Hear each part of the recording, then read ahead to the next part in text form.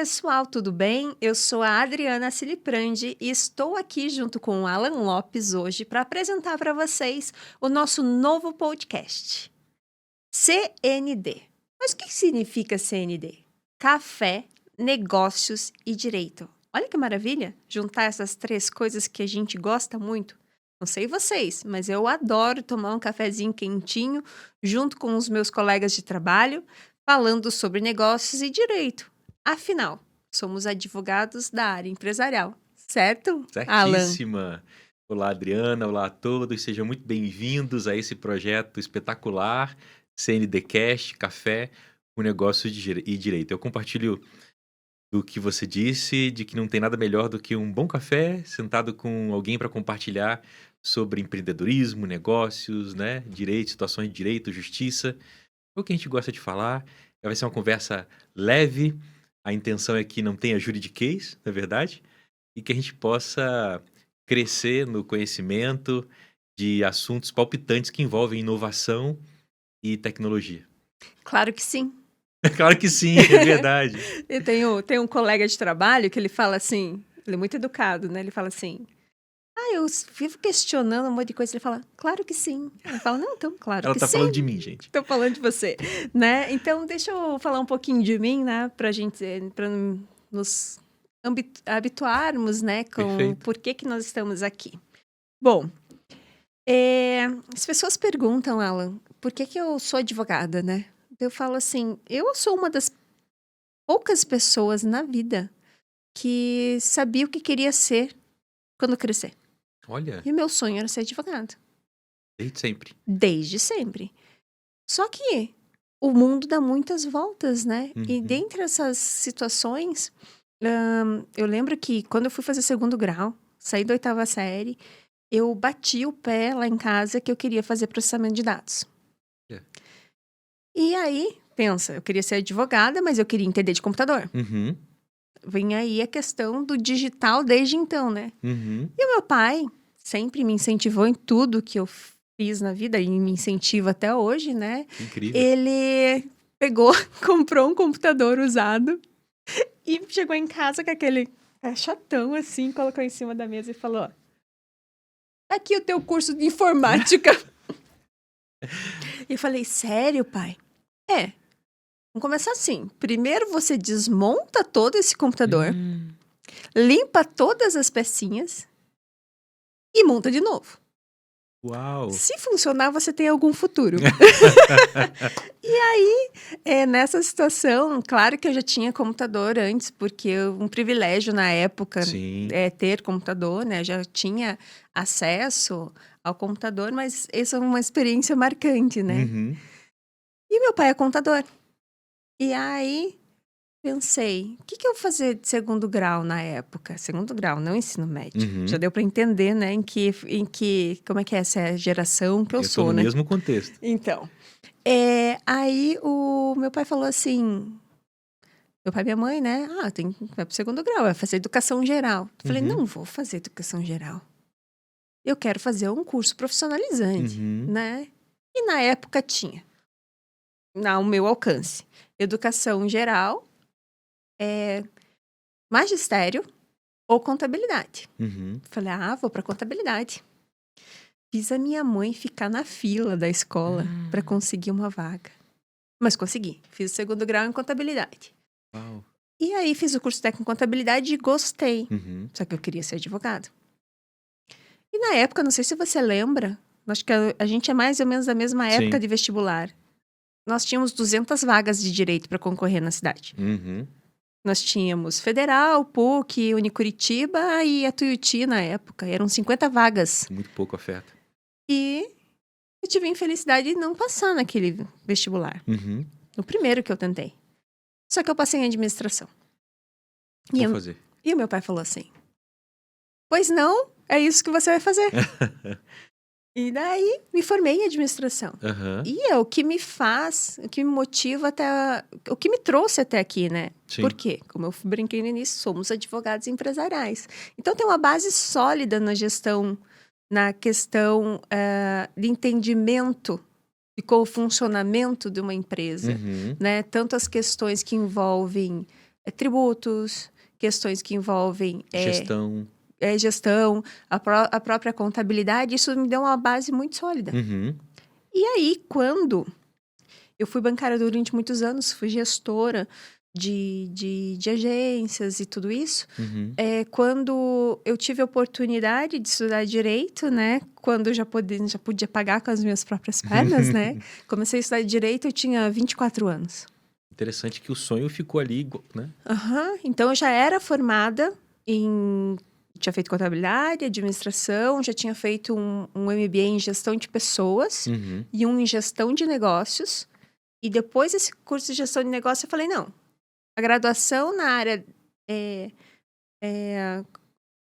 administrativa, Uhum. de administração, vamos dizer assim, né, de empresarial, eu já tenho uma graduação significativa. Uhum. Então, agora eu vou realizar meu sonho, que eu consigo pagar os meus próprios boletos, né? Uhum.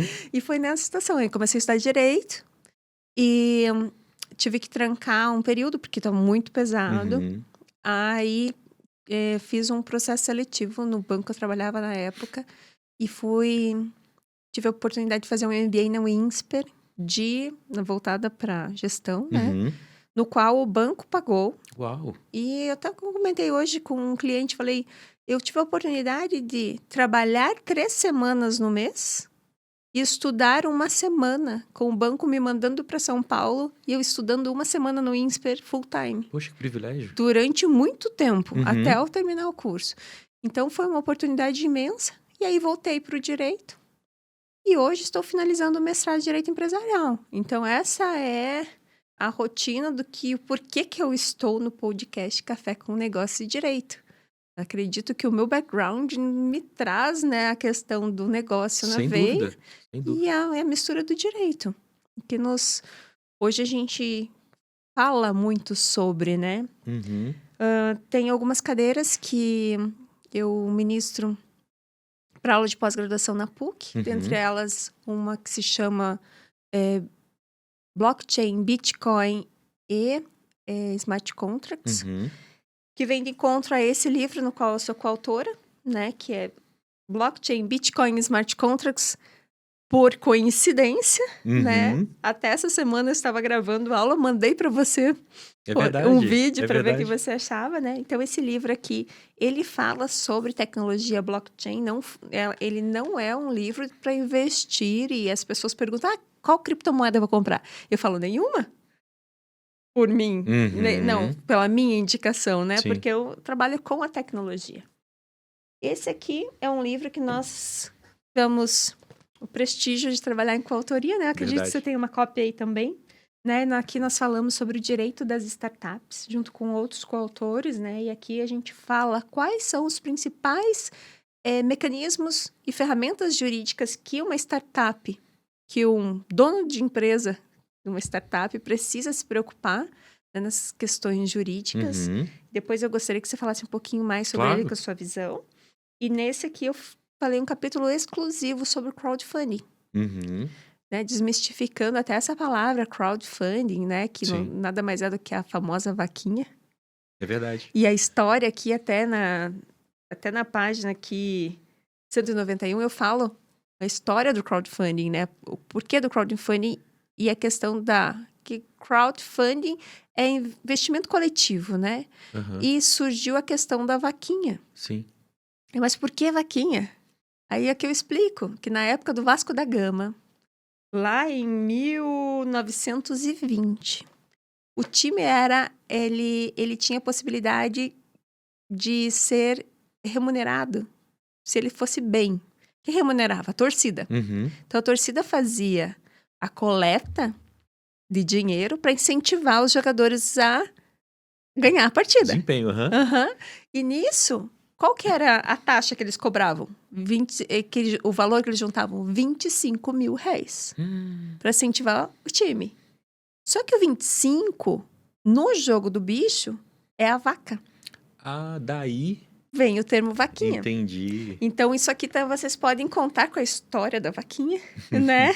O porquê o termo, o início da vaquinha nesse livro da dos direitos das startups, mas é óbvio que o artigo é muito mais profundo que isso. Ele Uhum. fala sobre a legislação inerente, quais as licenças necessárias e assim sucessivamente, Legal. né? E vou destravando aqui para pegar o nosso... E também esse Além dos Bytes, reflexões sobre a proteção de dados e privacidade. Ele é voltado para a Lei Geral de Proteção de Dados.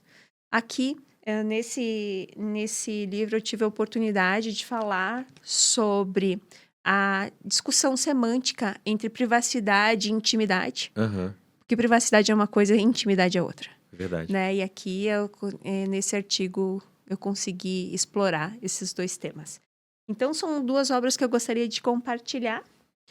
E vocês já perceberam, né, que nesse podcast, como diz muitas palestrinhas, né? Então, Sim. aqui fica a minha mini palestrinha, Alan. E fique à vontade para falar um pouquinho como é que você chegou até aqui.